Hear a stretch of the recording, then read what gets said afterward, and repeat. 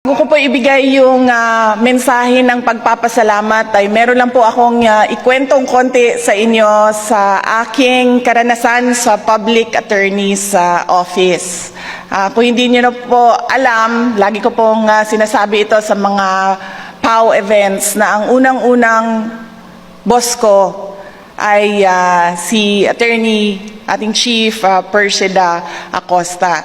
Isang one-day boss ko siya. Isang araw lang. Noong kakapasa ko lang ng bar examinations, tumawag yung aking, si dating President Duterte, tumawag yung tatay ko sa akin. Sabi niya, nasaan ka? Siguro mga 1 week pa lang kakalabas nung results nung bar, hindi pa kami nakapirma, hindi pa kami naka-oath as lawyers. Tapos sabi ko, kasama ko ang boyfriend ko. Sabi niya, po! Magtrabaho ka na. Sabi niya, pumunta ka sa PAO. Mag-apply ka doon.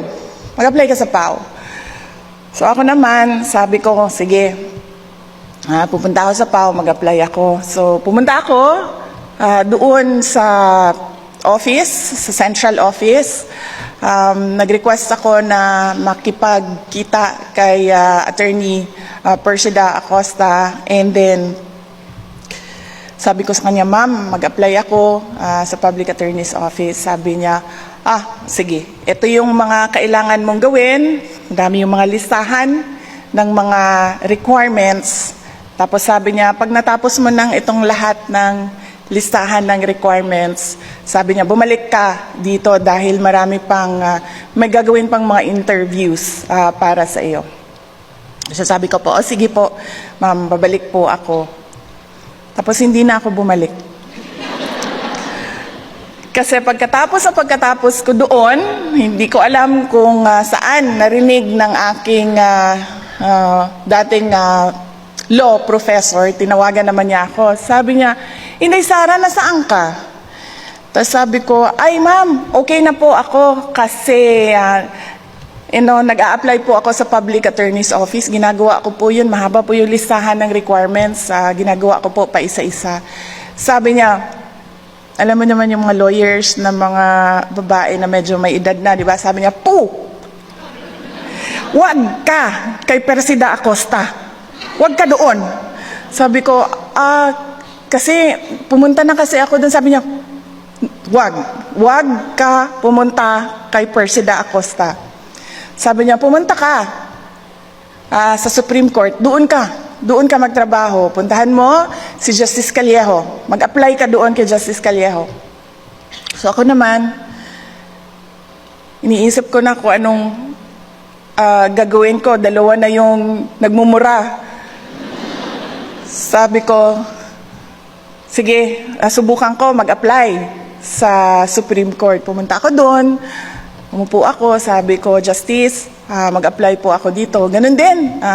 Ito yung mga requirements dito sa Supreme Court. Gawin mo yan, tapos balik ka dito.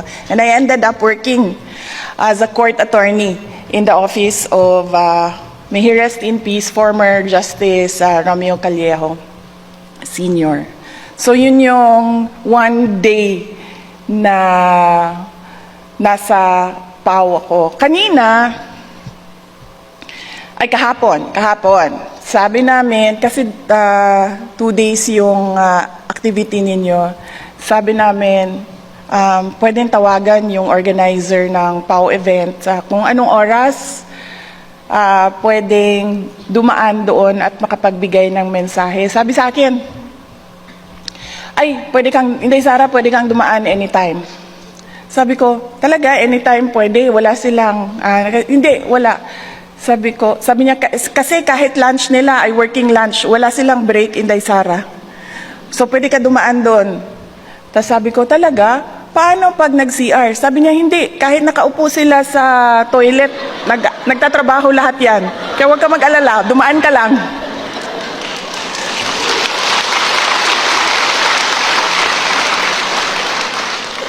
So naisip ko, kaya pala ako sinabihan ng aking law school professor, wag ako pumunta kay Persida Acosta. Dahil kahit nasa toilet ka, nagtatrabaho ka, Totoo yun? Working lunch daw, so anytime pwede. Sabi ko, tinanong ko siya kanina ulit dito. Sabi ko, ma'am, totoo ba na wala kayong break? Working lunch kayo? Sabi niya, totoo, ganyan talaga. Tapos, meron akong mga classmates. Hindi ko mga classmates, mga sis ko sa sorority na nasa public attorney's office. Saka may mga kaibigan din ako na nasa public attorney's office. At kapag tinatanong ko, sabi ko, kumusta na kayo? Kumusta na si Chief Acosta? Gaganon yan sila.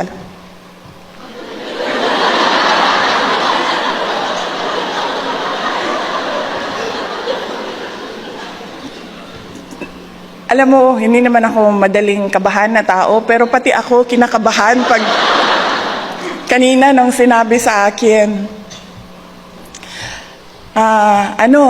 kailangan mo na umalis. Kailangan mo na umalis. Kinag-aantay na si Chief Acosta. Kailangan mo na umalis dyan. Tapos pumunta ka na doon sa PICC. Tapos sabi ko, kailangan na ba umalis? Pati ako kinakabahan na. Naiwan ko earrings ko. Tingnan nyo. Pati ang relo ko, naiwan ko. Kanina pagbaba ko sa sasakyan, gumanon ako. So sobrang pagmamadali ko dahil nag-aantay na si Chief Acosta, naiwan ko ang aking mga accessories. Ganyan ang ating chief sa Public Attorney's Office.